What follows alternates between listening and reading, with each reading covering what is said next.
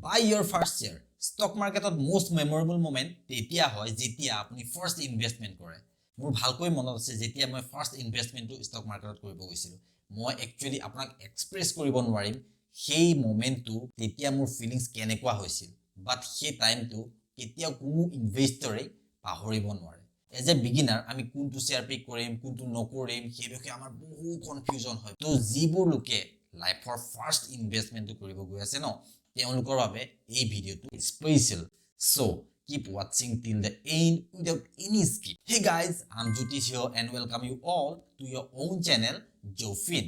আমি যিমানে এই ভিডিওটোৰ ভিতৰলৈ গৈ থাকিম ন সিমানে টিপছবোৰ বেসিকৰ পৰা এডভান্স হৈ গৈ থাকিব tip number 1 track record of the company আমি প্ৰায় নিউজ পেপাৰ বা নিউজ চেনেলবোৰ দেখিবলৈ পাওঁ যে আৰবিআই আজি XYZ কোম্পানীটো বেন কৰিলে তেন ধৰণে সেবিয়ে কোনো এটা কোম্পানীৰ ওপৰত পেনাল্টি চাৰ্জ কৰিলে এনেকুৱা বহুত নিউজ আহি থাকে য'ত কিছুমান স্পেসিফিক কোম্পানীৰ ওপৰত হায়াৰ অথৰিটিয়ে পেনাল্টি লগায় বা কোনো একচন লয় যদি এনেকুৱা কোনো কোম্পানীৰ ওপৰত গভৰ্নমেন্ট বডিয়ে বাৰে বাৰে ফাইন লগায় বা একচন লয় তেন ধৰণৰ কোম্পানীৰ পৰা আপুনি সদায় আঁতৰি থকাটোই বেটাৰ এজ এ বিগিনাৰ আপুনি সদায় তেন ধৰণৰ কোম্পানীৰ পৰা সদায় আঁতৰি থাকিব তো এইটো এটা বহুত ডাঙৰ মূল মন্ত্ৰ বাট এইখিনিতে আপুনি চাগে ভাবিছে যে তেন ধৰণৰ এটা ফ্ৰড কোম্পানী কেনেদৰে আমি ফাইন্ড আউট কৰি উলিয়াম যিবোৰ কোম্পানী গভৰ্নমেন্ট বডিয়ে ফাইন লগায় বা একচন লয় তেন ধৰণৰ কোম্পানীবোৰ আপুনি এজ এ বিগিনাৰ কেনেদৰে বিচাৰি উলিয়াব তো ইয়াৰ বাবে এটা একদম সিম্পল সলিউশন আছে আপুনি চিন্তা কৰাৰ কোনো প্ৰয়োজন নাই আপুনি জাস্ট কি কৰিব লাগে জানে গুগলত আপুনি ট্যাপ কৰক ধৰক কোম্পানী XYZ তো XYZ কোম্পানী তাৰ পিছত আপুনি কি লিখিব স্ক্যাম বুলি লিখি আপুনি কি কৰিব চাৰ্চ মাৰি দিব লগে লগে কি আহিব সেই কোম্পানীটোৰ যি ফ্ৰড বা যি একচন লোৱা আছে কি কোগতেখিনি আপোনাৰ সন্মুখত আহি যাব আপুনি সেই তাৰ বস্তুখিনি পঢ়িব পাৰিব আপুনি জানিব পাৰিব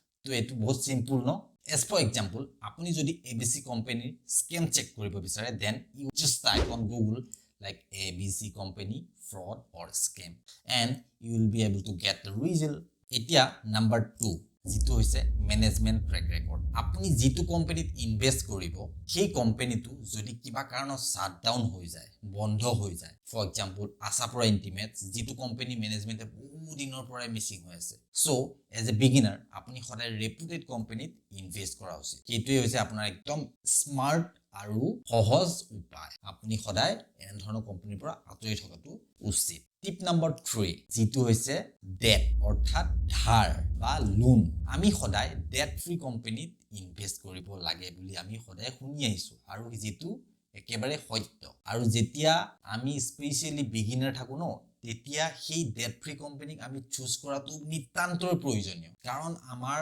নলেজ বহুত সীমিত থাকে সেই সময়ত যদি হে ডেট থাকে কোম্পানী এটা সেই ডেট পৰিমাণটো একদম মিনিমাম হ'ব লাগে বিকজ আপুনি ইনভেস্ট কৰা কোম্পানীটো যদি ডেট থাকে দেন আপুনি কোম্পানীটো শেয়াৰ বাই কৰাৰ লগে লগে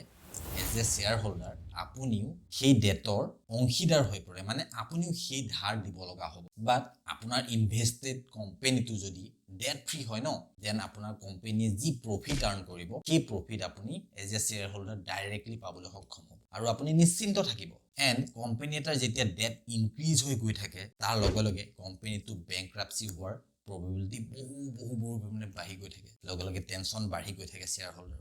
obviously পেনিক হ'বই বেকাৰ চিন্তা কৰা কি দৰকাৰ আছে আৰু আমি বিগিনাৰ গতিকে আমি এইবোৰৰ বিষয়ে ইমান মাথা মাৰাৰ কি দৰকাৰ আছে আমি নাই ইমান নলেজ আমাৰ গতিকে আমি ডেট ফ্ৰী কোম্পানী ললেই হ'ল যাৰ লোন নাথাকে তেন ধৰণৰ কোম্পানী লম এতিয়া আহো নাম্বাৰ 4 মানে টিপ নাম্বাৰ 4 অৰ্থাৎ sales and profit growth company এটাৰ sales and profit growth simultaneously increase হ'ব লাগে যদি কোম্পানী এটা কেৱল সেলস গ্ৰো কৰি থকাতে ইম্পৰ্টেন্স দিয়ে অন দ্য আদাৰ হ্যান্ড কোম্পানীটোৰ প্ৰফিট যদি কন্টিনিউ ডিক্ৰিজ হৈ গৈ থাকে বা কোম্পানী এটাই যদি প্ৰফিট ইনক্ৰিজ কৰাতে গুৰুত্ব দিয়ে বাট সেলস কি হয় কনস্ট্যান্ট বা কমি গৈ থাকে তেনে ক্ষেত্ৰত কেটো হৈছে এটা danger sign because without sales company এটাই কেতিয়াও বেছি দিন প্ৰফিট আৰ্ন কৰিব নোৱাৰে প্ৰ্যাকটিক্যালি চাব গ'লে তো সেইটো হয় ন যেতিয়া সেলস নহব ক্যাপিটাল বাৰ্ন কৰি কেদিন চলিব এজ ইনভেস্টৰ গতিকে আপুনি হেতু চেক কৰাটো অতি ইম্পৰ্টেন্ট আৰু বিগিনাৰ হিচাপে আপুনি মোস্ট ইম্পৰ্টেন্টলি হেতু চেক কৰিব লাগে যে কোম্পানীটোৰ সেলস এন্ড প্ৰফিট সাইমালটেনিয়াসলি একেলগে হৈ আছে নাই গ্ৰোথটো যদি দেখিছে যে প্ৰফিট বেছি গৈ আছে বাট সেলস কমি আছে বা কনস্ট্যান্ট আছে তেন্তে আপুনি এলাৰ্ট হৈ যাওক সেই কোম্পানীটোৰ পৰা এতিয়া আহোঁ নম্বৰ 5 অৰ্থাৎ ৰিটাৰ্ণ অন কেপিটেল কিছু কিছু হাই মাৰ্জিন থকা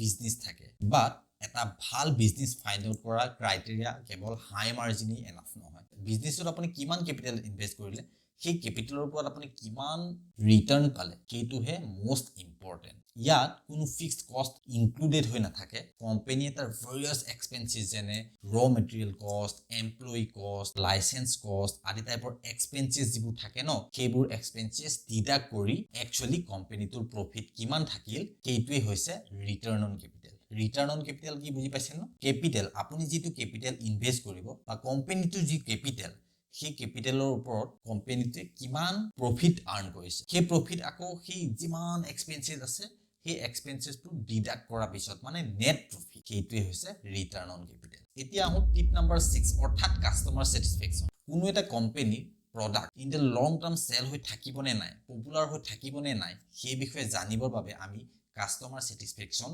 জনাটো মোস্ট ইম্পৰ্টেন্ট মানে কাস্টমাৰ স্যাটিসফ্যাকশন হয় নহয় সেই কোম্পানীটোৰ প্ৰডাক্টছক লৈ সেইটো আপুনি জানিব পাৰিব কেনে ইয়াৰ বাবে এটা মোস্ট সিম্পল ৱে আছে এণ্ড সেইটো হ'ল আপুনি সদায় ডেইলি অৰ্থাৎ মৰ্নিং টু নাইট বেচিছত যিবোৰ প্ৰডাক্টছ ইউজ কৰে এণ্ড যিবোৰ প্ৰডাক্ট আপুনি as a customer satisfactorily use কৰি কাৰোবাক ৰিভিউ কৰিব পাৰে তেনে প্ৰডাক্টছৰ কোম্পানীত আপুনি উইদাউট এনি টেনচন ইনভেষ্ট কৰিব পাৰে এতিয়া আকৌ নম্বৰ 7 অৰ্থাৎ টিপ number 7 think like an angel investor ধৰি লওক আপুনি কোনো এটা কোম্পানী 100% শেয়াৰ বাই কৰিব অৰ্থাৎ গোটেই হোল কোম্পানীটো আপুনি বাই কৰি ল'ব তেনে ক্ষেত্ৰত আপুনি এজন কি হ'ব এঞ্জেল ইনভেষ্টৰ হৈ পৰিব সো এজন এঞ্জেল ইনভেষ্টৰ হিচাপত আপুনি কোম্পানীটোৰ customer acquisition EBITDA products liability risk regulatory risk আদি টাইপৰ বিভিন্ন যিবোৰ ইম্পৰ্ট অপচনছ আছে ন সেইবোৰ চেক কৰিব লাগিব আপুনি চেক কৰাটো উচিত তো এনে ধৰণে আমি এটা গুড কোম্পানী চুজ কৰিব লাগে তো এজ এ বিগিনাৰ আমি এটা গুড কোম্পানী কেনেদৰে চুজ কৰিব লাগে আমি জানিব পাৰিলো ন